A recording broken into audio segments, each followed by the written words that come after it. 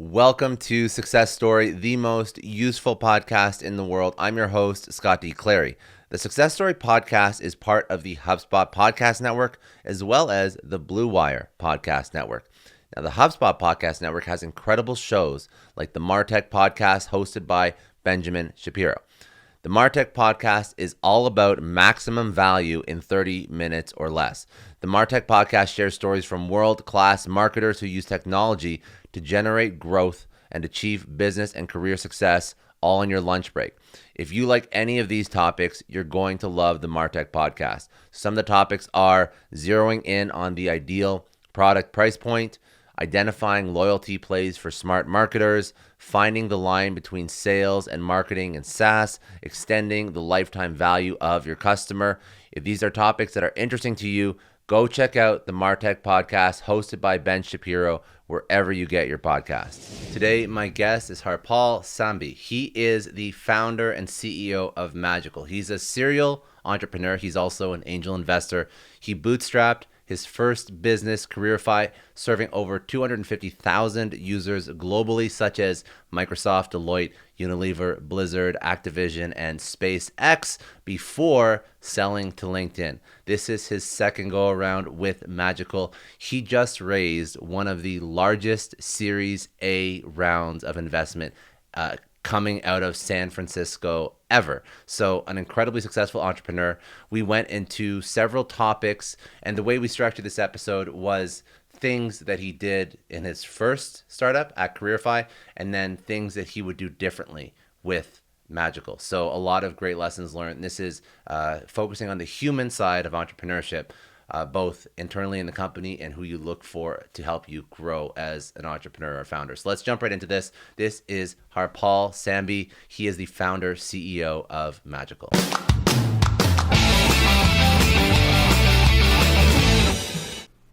Awesome. Well, my story comes from Toronto, Canada.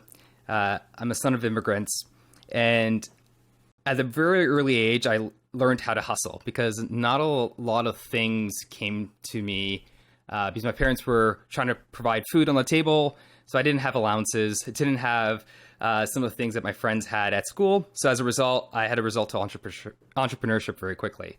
Example, I relabeled Fruit Loops and Lucky Charms to Harpaul Loops and Harpaul Charms, and I sold them to my neighbors to afford Hubba Bubba gum. And you know, that kind of mindset of just like being able to kind of like figure out how to sell something, repackage things, burn CDs, make more money, kind of came to ingrained in my kind of overall job descriptions. And when I thought about like applying to jobs, it just didn't resonate because, you know, they want people to be in a box, roles, responsibilities. And I was like, I can provide a lot more. So entrepreneurship came to me naturally. In university, in college, I started my first company that was a software business called Careerify. Careerify was really focused on empowering every employee to become a recruiter. Because the fact is, Scott has really great relationships, but he may not know all the jobs that are at a company. He may not know all the people that he has amassed in his respective career. So how do you kind of connect the people to jobs and really empower the employee to become a recruiter? So we really kind of focused on connecting the social graph, the LinkedIns, the Facebooks, the Twitters of Scott, the employee, and then come back to Scott and say, hey, Scott, we think Harpaul could be a good fit for this job. What do you think? Mm-hmm. And, you know, the idea originated from my dad because, you know, he's an immigrant. He worked at a manufacturing company. You know, that company in 2009 was servicing GM, Chrysler, Ford. Obviously, we know what happened in those stories where there's massive unemployment and layoffs. And he was fortunate to have a job, though he took a 60% pay cut. But what he was really saddened was the fact that his friends weren't able to provide food on the table anymore because they don't have a paycheck. So, you know, for me, I really like building businesses where it ultimately helps people do the things that they love versus just pleasure. Like I love helping pain of people either can't finding a job or they're having mundane, repetitive, soul crushing tasks or things where they can ultimately improve their lives. And that's kind of, where my passion kind of comes from. So nonetheless, Careerify was completely bootstrapped from start to finish, which is kind of rare nowadays, I feel, in a software age.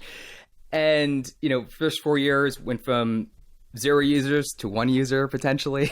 Thankfully, I was living with my parents, so I didn't, my salary was $1 and I didn't necessarily have to do a lot, but, and I didn't burn a lot, but at the same time, we were struggling, crossing the chasm, as we call it. And the last 18 months, we went from 0 to 250,000 users. We had several million in revenue, 7-figure contracts with Deloitte, SpaceX, Groupon, Microsoft, Unilever. Ended up selling it to LinkedIn in 2015, and then joined the product team at LinkedIn. From there, I really want to just give back to the community. So I made it a life mission to help any entrepreneur who cold emails me, help any student, and help the elderly. That's kind of like my life mission now.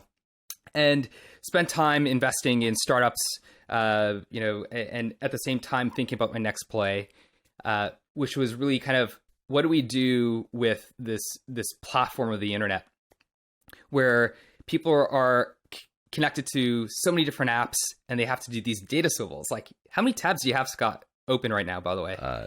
Too many. So I'm at 1, 2, 3, 4, 5, 6, 7, 8. I'm at 8, and I close some so that while we're recording, my CPU doesn't get too high and I don't have any breaking the connection or whatnot. So 8 is like the minimum, basically. And I think that's the life that we live in, right? Yeah. So we are context switching all the time. In order to write an email, we're referencing our CRM. Maybe it's LinkedIn. Maybe it's a system of record to kind of solve a problem. And we kind of data swivel back and forth to source, to data entry, to fill something in, or even to send a message. And that is essentially Magical, which is my latest company, which is to automate soul-crushing mundane tasks so you can do the stuff that you love. So, in a nutshell, entrepreneur, love to help people. And that's kind of like my overall story. I love it. And the story arc or the thesis for why you do things, it makes a lot of sense. And I know that, now that helps me sort of put the pieces together as to why you choose to start certain businesses, right? I actually never knew the story behind Careerify and why you wanted to build out like an alternative. It seemed like just like a professional networking platform, but it was actually to leverage like human capital and social capital to help people like in your network, place them, find them jobs, help them improve their lives. Same with like Magical. That's what you're doing now. So as you go through your entrepreneurial journey, I think would be interesting to walk through some of the things that you've done previously when you built your first company, and then some of the lessons that you've learned, and then some of the things that you're doing now maybe a little bit differently. And I also want, you can, speak to the success that you've had in terms of maybe the velocity of the success that you've had in the second venture versus the first venture. Coming from experience, was it easier? Did it move quicker? Or is every time you start something as an entrepreneur, is it just as difficult as the first time you did it? Yeah, I think entrepreneurship is difficult no matter what age, how much experience you have, no matter what. I think the gray hairs or lack of hairs, in my case, starts to speak volumes of like some of the experiences of what not to do. And there's key lessons that you ultimately learn. I did a retrospect, actually, the day after I sold my business, took LinkedIn the first time around. And I realized that 6-year journey could have been shrunken into 2.5 years at most, from what I learned during those 6 years at year 6, to ultimately be able to kind of do the same outcome. Maybe it would have been not sold to LinkedIn, but would have had the same amount of revenue, would have had the same amount of traction. And I think that's just what experience gives you, right? It's the gray hairs, and it gives you whatnot. I was really naive when I started my business, and I didn't know what to do. And I think I think I could chalk it up to probably 10 key kind of like highlights that I changed from my first business, Careerify, to my second business, Magical.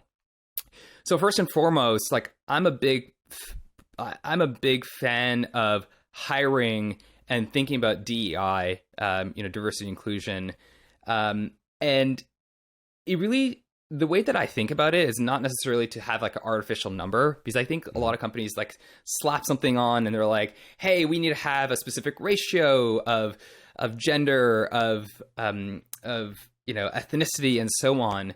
I really think about it from like a thought diversity perspective, and ultimately like, who are you serving? So at Magical, we serve the billions of people that use the internet.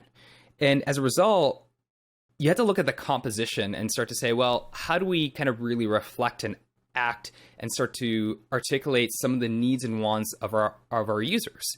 So for us, as an example, we have an internal metric where we're shooting for 52% of our work composition to be female.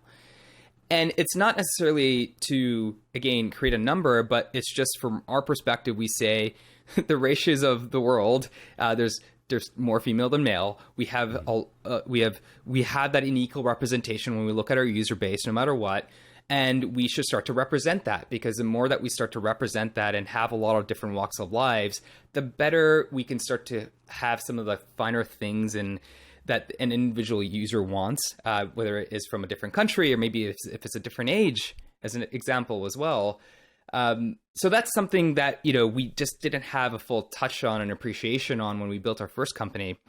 And hiring is exceptionally explicit here, where we're really trying to ensure that we're talking to not only, different age groups and different ethnicities, but it's different diversity of like thought perspective. Like, I want the best farmer to work at Magical, because the best farmer can teach us things that hopefully we can incorporate from a different industry. I just want to take a second and thank the sponsor of today's episode, HubSpot. Now, the new year might have you thinking ahead to what you want out of your career. So when you think about your success story, what do you actually picture? Is it retiring early with a beautiful view of the skyline? Is it leaving a legacy with your name on it? Or maybe it's helping influence and change some of the world's most pressing issues. Whatever it is, writing your success story starts by working smart, because when you work smart, your success story writes itself. A HubSpot CRM platform helps your marketing campaigns work harder and smarter. With intuitive visual workflows and bot builders, you can create scalable, automated campaigns across email, social media, web, and chat, so your customers hear your messages loud and clear. Are you tired of your content not adapting to mobile, making it difficult for your customers to absorb your message? A HubSpot CRM platform optimizes your content for multiple devices so that you can reach your customers wherever they are, which is just smart. Learn more about how you can transform your customer experience with a HubSpot CRM at HubSpot.com. One thing that I was curious about was, how do you build a hiring process that supports that? So it's so simple. It's so simple to fall into the trap of, and this is not a good thing, but this is what happens when people, the incorrect interpretation of culture in a business is you're just hiring people that are similar to what you already have, which is, in my opinion, and what you just described, incorrect. So how do you make sure that you build this into an actual process so that an entrepreneur starting out can get this right from the get-go? Because a nervous entrepreneur that's just starting out probably would feel more comfortable hiring somebody that's very similar to them. It probably would feel like safe, right? So how do you how do you go against that? I think there's a couple of things to ultimately anchor an entrepreneur on. Number one, like, be intentional about company values. I think ultimately my first business, I went to kind of websites, went to Google, went to like other companies, and just said, hey, let me go ahead and just steal their values. And then you write it on a wall and that's it. And really quickly, I realized that not a lot of people even knew what our value. I didn't know what my values were either. So being very intentional of the values of what you want to become, I think really starts to help in the sales process overall. I think then you create that intentionalism and you start to go into interviewing and saying, okay, like we know who we are. We come from this ilk. We have these people in our network, but at the same time as well, where do we want to ultimately help diversify and be explicit and intentional about it? So as an example, we said, hey, we want to start to tap into the LGBTQ community. We don't really have much in our network, so let's go out there and find it and be explicit and start to go into those communities. And that's something that you have to be more proactive on instead of taking the reactive measures. And I think it's one of the things that people, they just don't necessarily, and entrepreneurs just don't kind of like come back to. And this is like one that I really had a huge guard up, but now I'm totally for is asking for help. right? And asking for favors. So just being able to say, Scott, like, I don't have a network here. Do you have a network here? And being intentional about the explicit helps that you need can really start to open up the kind of like the conversations and speed up the ability to get you into those networks to then become more intentional about your hiring. So those are kind of like a lift after you make that connection. It's less of a lift after you do it the first time. After you ask for help the first time, then it's all of a sudden something that's more easily accessible to you too. Exactly. Yeah. And I think those are like the key areas of how to become a lot more intentional when it comes to kind of like the hiring process. Start by, diversifying your pool, being more explicit there, getting into avenues and channels that you're not comfortable with and being okay with. And then ensuring that your interviews have diversity or representation of the diversity that you're in for. Okay, so that covers so now that's hiring, and then as you're interviewing, you're seeking out these candidates. So hiring and interviewing kind of like go hand in hand when you're trying to improve this aspect of your business.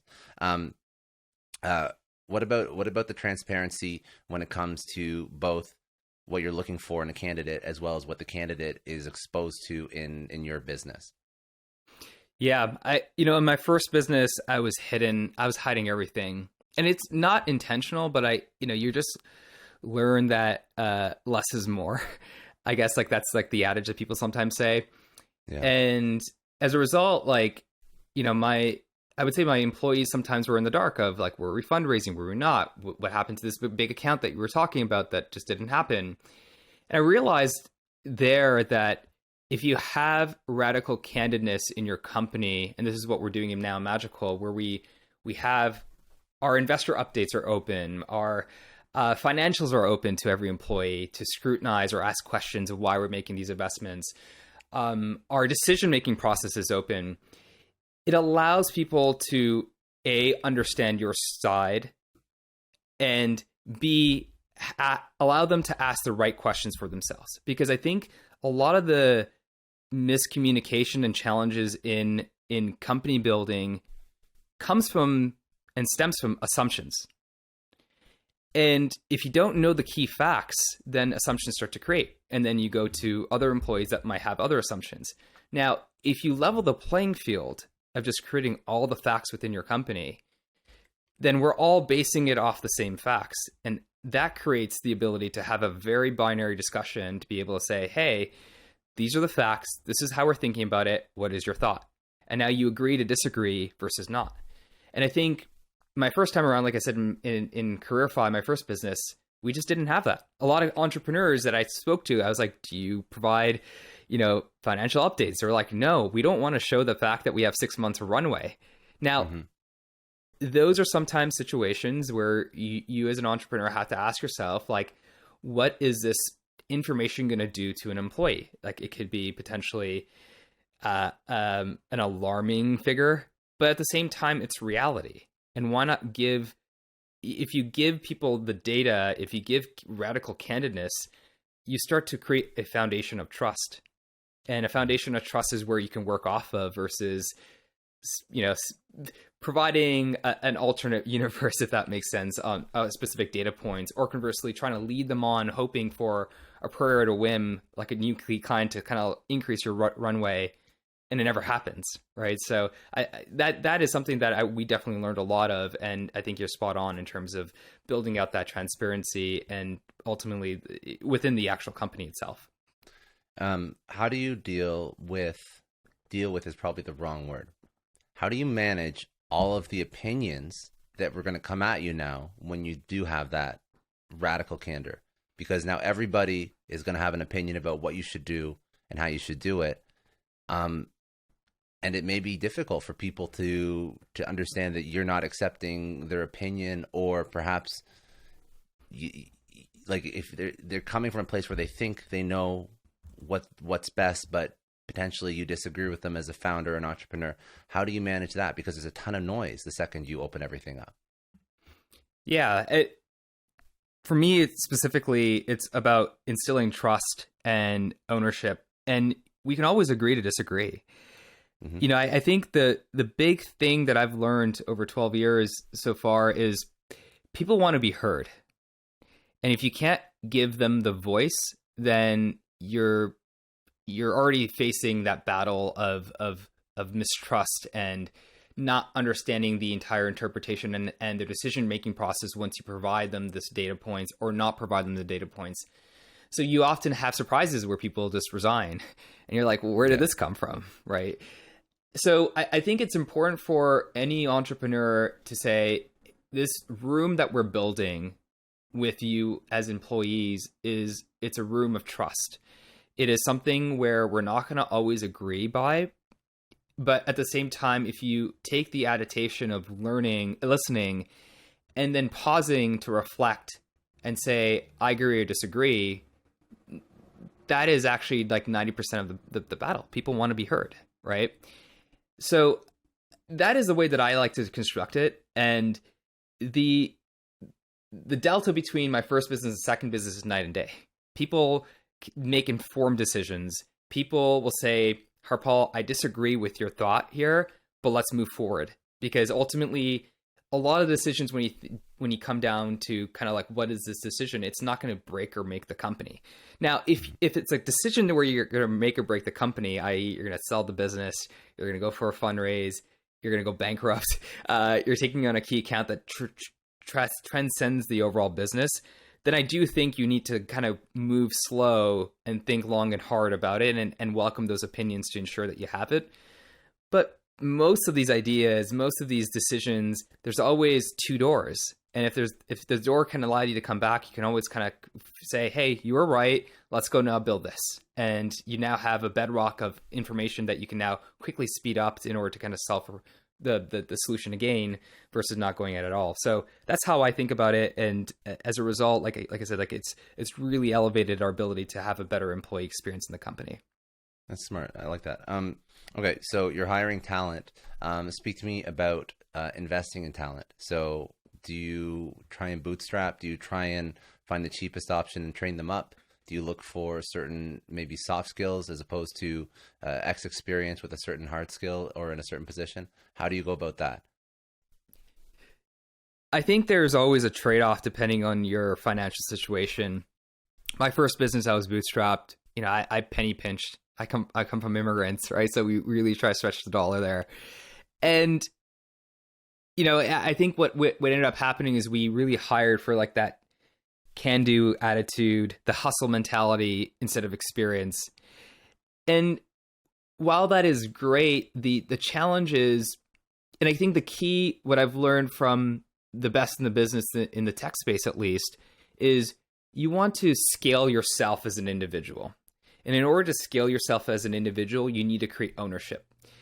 And there are moments and times where inexperienced hustle is exceptional for the job, but you have to then delineate of, you have to, in those scenarios when you want to invest in that your time and energy is going to be there to up level and train them, which is always part of the job. And then there's going to be positions out there where you really need to get the top talent in.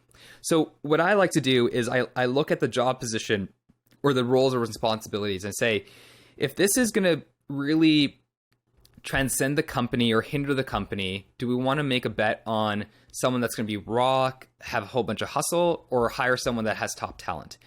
And I found that my decision-making process at Careerify, given that we were bootstrapped, I would often kind of curb to inexperienced. And while I might have had the money, but I might have shaved off another month of runway, or, you know, it would have been tight and I wouldn't be able to hire 3 people. I would be able to hire 2. Like, if you start to have those conversations in your head where you're trying to umming and ahhing about the quality over quantity aspect, go after quality hands down. Especially if the job title and the job position is something that is very, very pivotal for the organization in itself. Okay, and I think like go ahead, sorry. No, go for it. No, I was going to say, so Careerify, you did bootstrap, because I just want to highlight the difference. So Careerify, you did bootstrap and you were going for cheaper hustle. And then with Magical, you are hiring, you're trying to push your budget for the talent that you're bringing in so that you aren't, as a CEO, as a founder, as an entrepreneur, spending your time trying to upskill these people. You're trying to get people that are walking in that do have the experience, especially in those executive or like key integral roles, right? That's what you're doing with Magical right now? Okay. Yes, we're paying above than what public companies will pay, simply because we want it to be a place where people can get ownership and you don't have to think as an entrepreneur for that line of business. Now, there's always going to be problems, right? But you're creating and instilling trust in that person to get the job done, and hopefully his or her respective career and experience can be something that you can lean on while they're making decisions as well. It seems like that's an entrepreneurial maturity thing, that you're able to hire somebody and trust them. Because I know a lot of very successful entrepreneurs that have the biggest issue trusting the highest salaries on their team, even though that's why they're hiring them. I'm curious if you have maybe advice for somebody that's in this position. They want to hire talent, and they're self-aware enough to know that they sometimes step into like a sort of like a micromanaging mindset. What's the trust factor? Like how did you allow yourself to let go of employees? What was the test that you did internally in your head that was like, this person is actually doing quite well, and I keep screwing stuff up every time I step in and try and oversee what they're doing? Is there something that you did to yourself that allowed you to remove yourself from that kind of mentality? Yeah, I think the big thing was just self-awareness of what I'm really great at and what I'm not great at all. And there's a lot of things that I'm not great at. In fact, I'm really poor at doing. And I think though we might have some understanding of the overall business, you need to start to, and you might have like the best feel for the end user or for your end customer, because as a founder or founding team member, you're like, I just know this person really well and I know the problem really well, but we may not know the solution. So I would say like the stark difference again in CareerFi, my first business, I wanted to own it all because that was what you see, right? I wanted to be part of all the decision-making process. I wanted to be in part of it, but that slowed the company down to a halt, where if Harpaul wasn't there, he was on vacation, if he didn't pick up the phone, there was nothing happening in the business. So what one has to do is to say, okay, there's two things. One is like, what's best for the business? And that's the first question that I ask myself, is what's best for the business? Is it for Harpaul to do this, or is it for someone else to do this, especially given that they might have a better pedigree, better experience, a better intimate understanding of a specific part of the business itself? And then second, it's really thinking about the overall of letting go. And if you can let go of the things that you're not great at with people and entrust them immediately, and not even thinking about like, and I think there's an important factor of like trust over time and trust in day one. If you give people trust in day one, they have faith that they can run with it. And there's going to be mistakes, sure. But at the end of the day, what you really want to drive for is that overall trust and integrity that you have and your empowerment of this person, that they got this. And then what that ends up doing is if you hire people that are 10x better than you or better than you in every facet, including the things that you're great at, it allows you now to do things that are more strategic. Maybe you can take a step away from the day-to-day and start to think long-term. Maybe it's to say, okay, they got this part of the business. Let me now focus on another part of the business that we haven't really opened up yet. And I think that's the key thing, is the ability to kind of like really allow you to extend yourself to areas where with what matters to the business. So those are kind of like the key thoughts of how I was able to kind of like move myself away from owning everything to now saying, let go of everything and be able to focus on key strategic things. And that's letting go, that's trust. And the last sort of, I guess, the last people or human component that you touched on before that I thought was interesting, you mentioned how important company values are. And company values kind of transcend almost everything that we just spoke about. Now, the follow-up question is, say you are a founder and you have the company values that you're really adamant about. How do you hire for those? How do you hire people that fall in line or believe in the same values that you have as a founder? Because ultimately, I think that would make that person, you can trust them and they can be excellent at their craft. But if they don't fall in line with those same values, that's going to be a huge issue as well.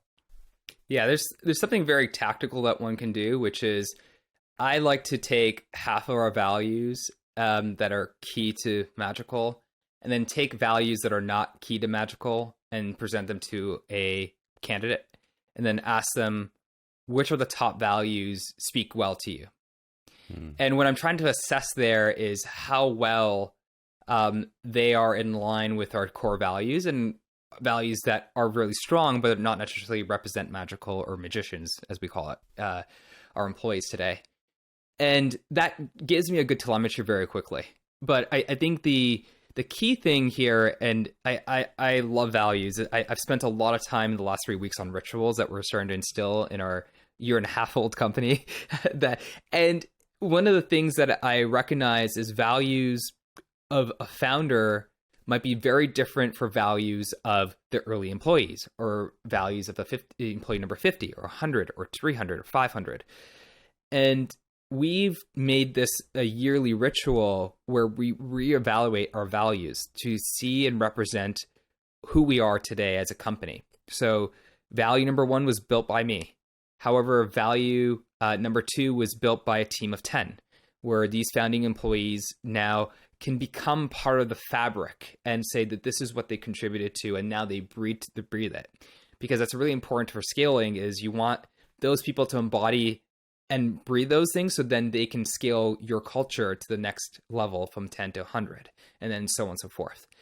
So those are the 2 tactical things that I do. One is refreshing values to make sure that they represent all the employees today and have a very thoughtful discussion around them. I often bring a facilitator or coach to kind of just really help codify that and anchor us and ground us in that. And number 2, on the tactical side, on interviewing, really thinking about the overall kind of employee candidate experience, where we ask them, like, what is true to you as an individual? And then we can make that assessment if they're going to be a good cultural fit or not. Can you, if you're comfortable with it, can you walk me through like some of the values that you've actually instilled at Magical? Because I just think it's fascinating that you focus so much on them. I think it would be a good lesson for people to understand what's important for somebody who is a serial entrepreneur building a second company, and how you sort of built out this tiered value system as your company's grown.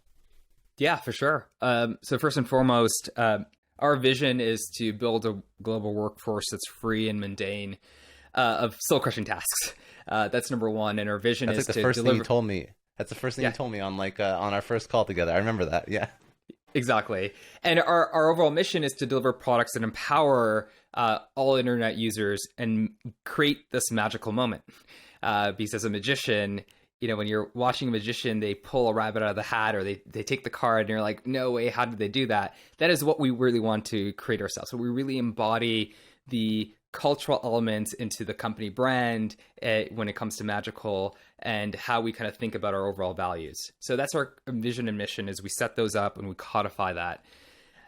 And the then kind of come down to kind of like the values overall, and we have 6 values. So number 1 is make magical moments. So again, kind of you can play, experiment, you can create these magical moments for both your employees, or magicians as we call it, and also for your end users. Number 2, create grit without compromise. So have the confidence to hustle and spark change, but at the same time, keep the quality in mind, because you're scaling a product, right? And we went from March at 0 users. We're now over 300,000 users. We have over 25,000 companies using our products. And, you have to think about scale, and you have to think about quality. Number 3 is practicing thoughtfulness. It's really about measuring twice, cutting once, and understanding that every decision has an impact to your colleagues, to your customers, to your users, to your stakeholders. So just think about it twice. Number 4, 5, and 6 are really thinking about like who we are as individuals. Number 4 is really thinking about everyone belongs. And the key word that we have here is being psychologically safe in a company.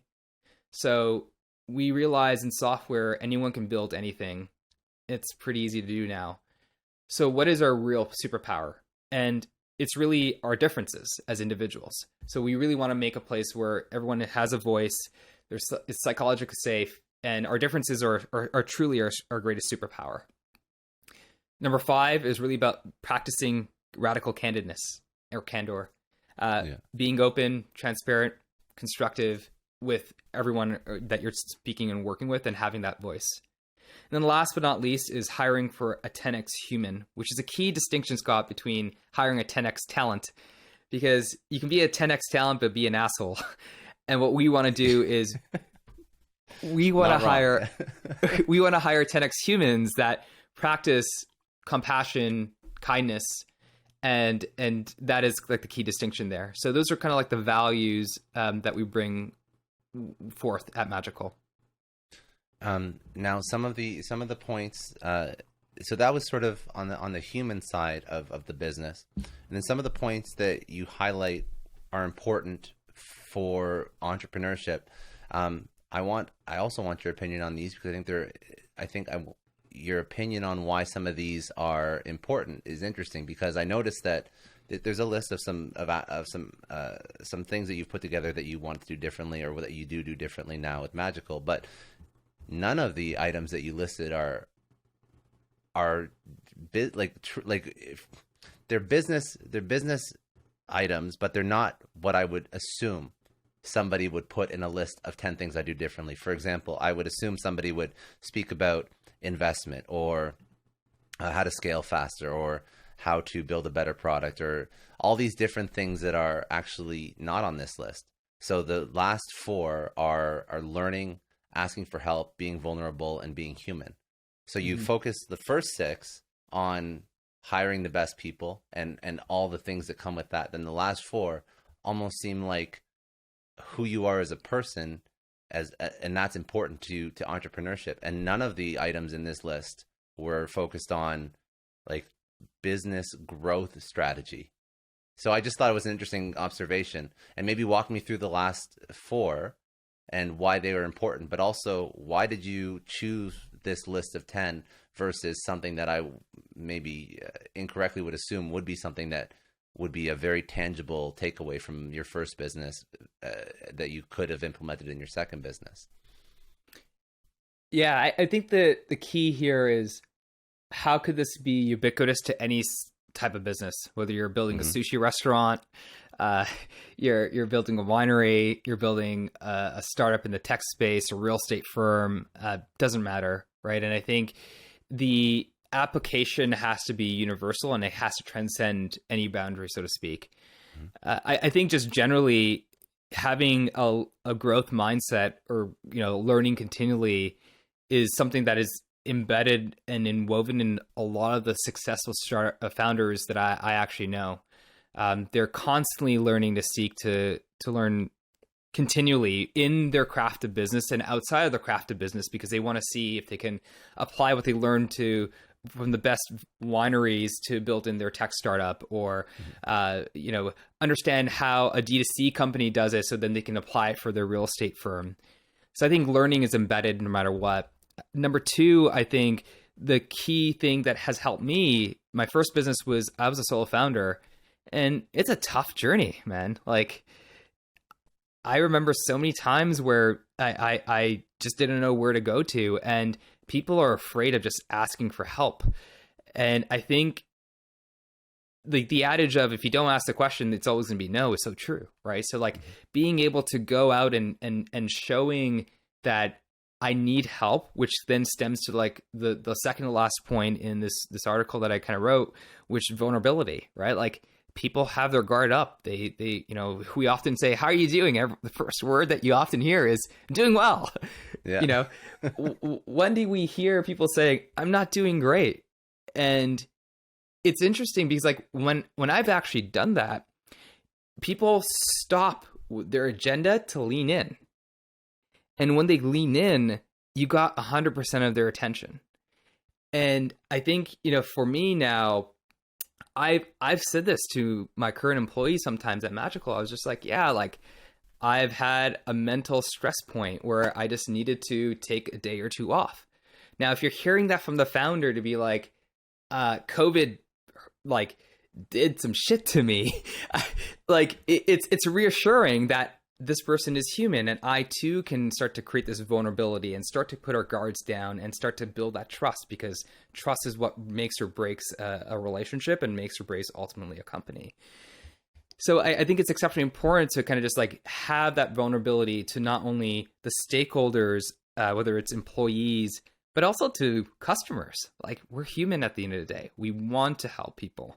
And I think if it wasn't for vulnerability and for me lowering my guard, 8 days from going bankrupt at CareerFi. I was 8 days from going bankrupt, by the way.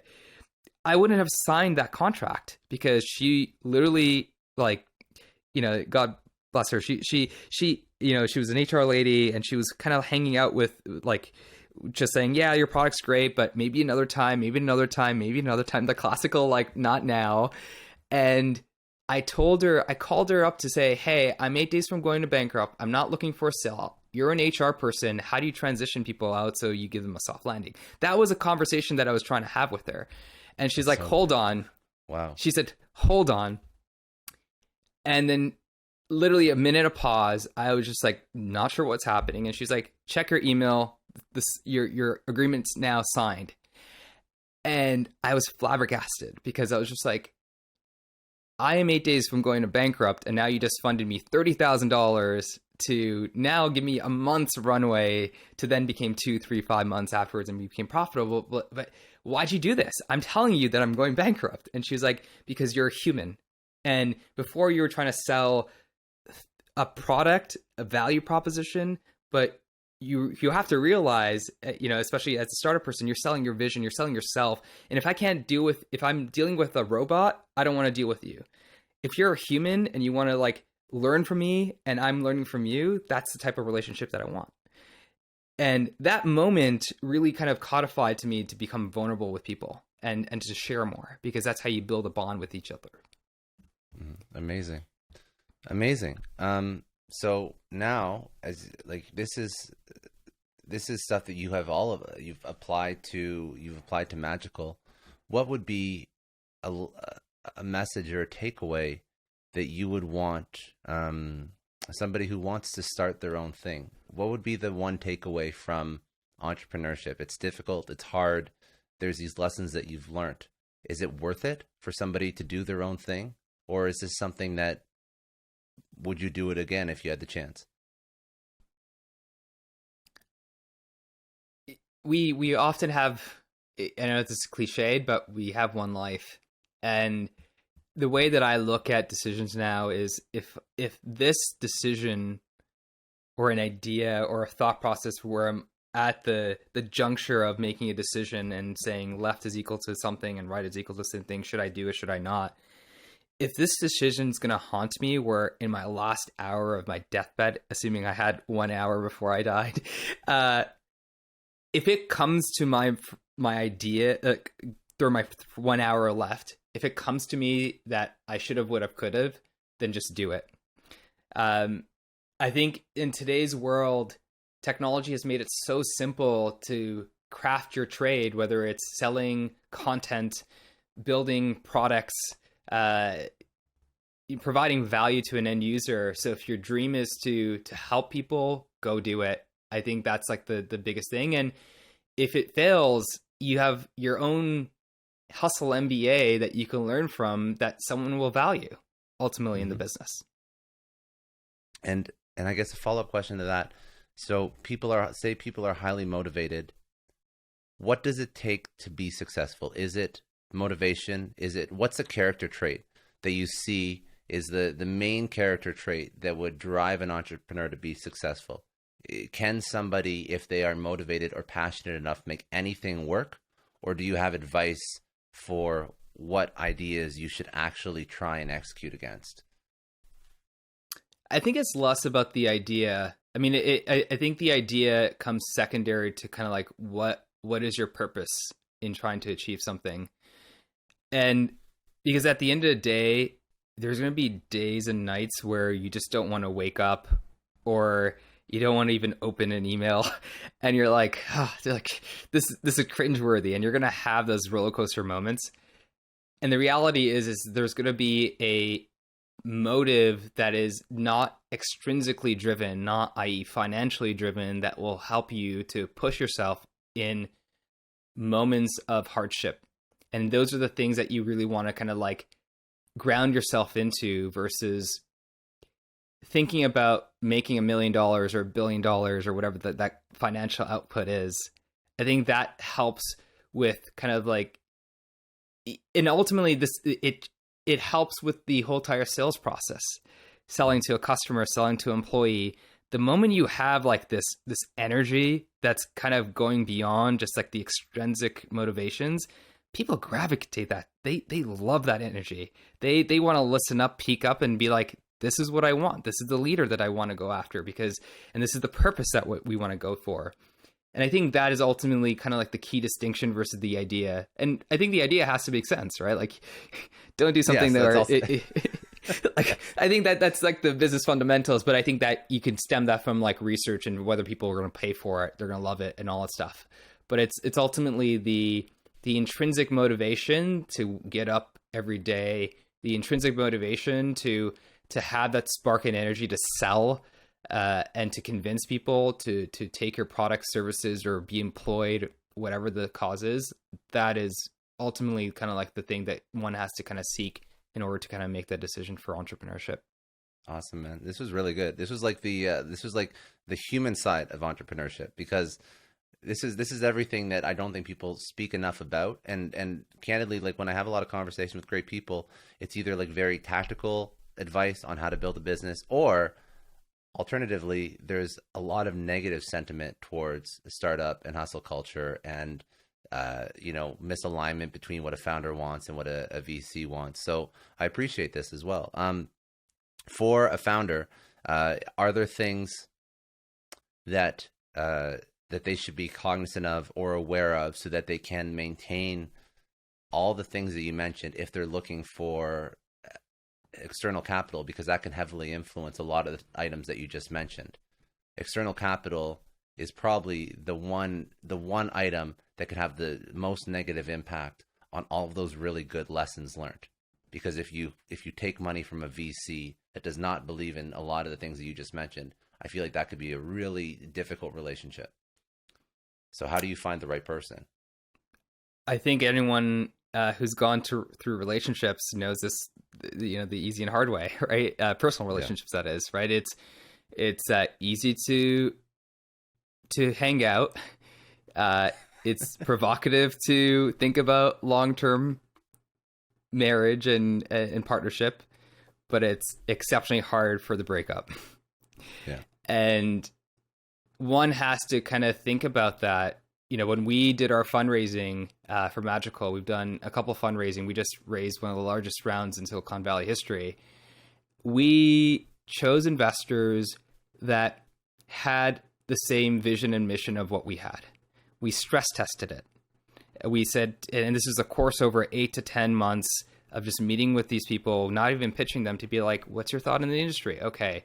How do you think about the best entrepreneurs? What do they do differently? What are the values? What are the things that you have seen help? And this is key learnings that we're learning from as well, right? Like they have 50, 100 companies or thousands of companies that they've invested in, and you're getting this key extraction, but you're getting a better sense of like what makes them go. And at the end of the day, we have to recognize that venture capitalists are trying to do their job, which is trying to 10x their investments for their investors. So one has to be mindful of that if you're taking venture capital, that revenue and valuations are going to be the ones that they're going to be kind of indexing on.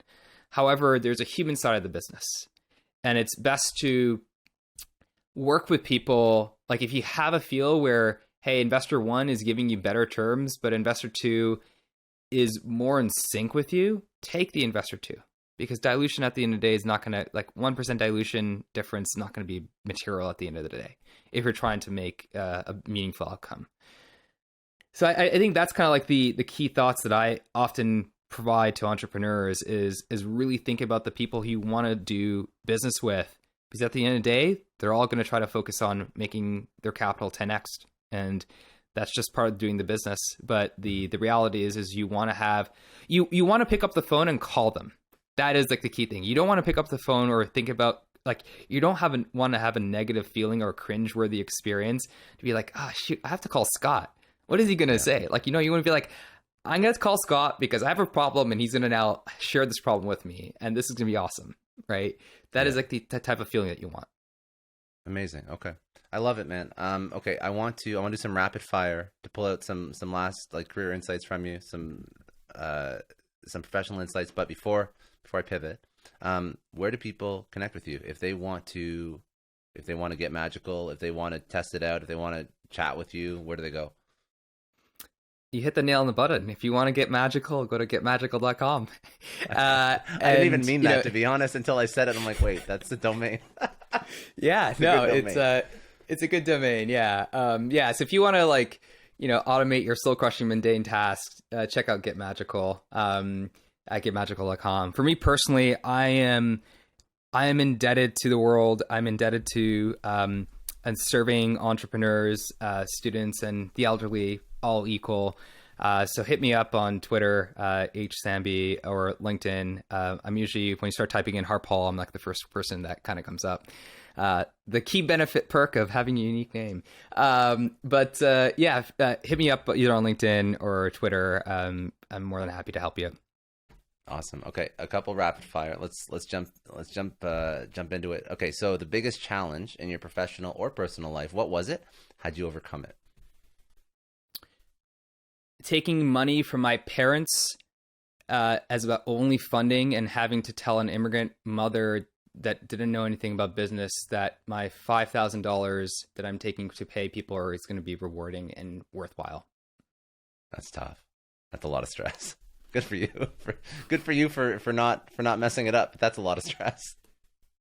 Okay, if you had to choose one or multiple people that have had a huge impact on your life, obviously there's been many, but who was that person and what did they teach you? Young Woo from Toronto, serial entrepreneur. He told me the adage of never fucking quit. That really helped. And my dad, who continued to believe in me. Those are the two that come top of mind. A book or podcast you'd recommend people go check out? Aside from Scott's, your own podcast. I love Play Bigger is one about category creation. I just really kind of expands that. The second one, more on the philosophical side, The Courage to be Disliked, I think is a really great book. If you could tell your 20-year-old self one thing, what would it be? Just do it. Easy. Good. And last question, what does success mean to you? Success means to me to ultimately, my first business success was to help 1 million people get jobs. We did that. It's great. This time around, I want to help 1 billion people do the things that they love to do. That's what success means to me.